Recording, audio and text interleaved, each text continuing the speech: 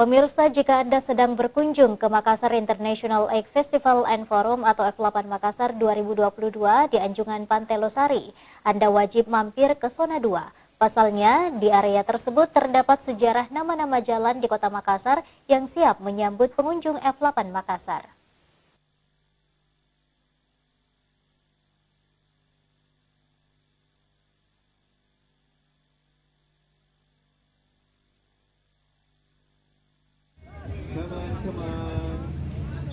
Bagi pengunjung Makassar International Egg Festival and Forum 2022 atau F8 Makassar yang penasaran dengan nama-nama jalan di Kota Makassar, wajib mengunjungi area Zona 2 di Anjungan Pantai Losari.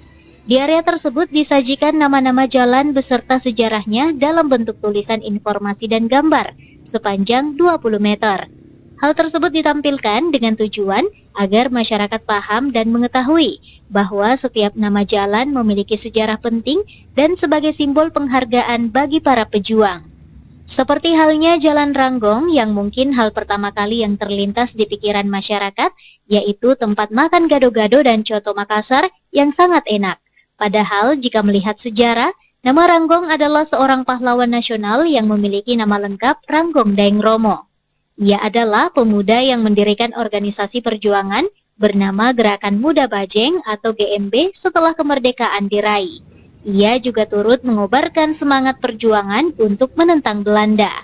Tak hanya itu, sejarah jalan lainnya misalnya Jalan Lasinrang juga masih banyak yang belum diketahui oleh masyarakat luas. Kebanyakan masyarakat menandai Jalan Lasinrang sebagai tempat jualan jalang kotek dan lumpia trenak di Makassar. Padahal, Lasinrang merupakan seorang pejuang Bugis asal Kabupaten Pindrang yang memimpin para pemuda di Tanah Adatuang Kerajaan Sawito melawan penjajah Belanda.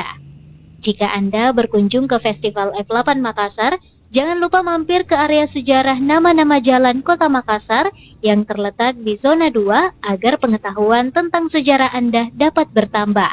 Fitri Herunisa, Slebes TV.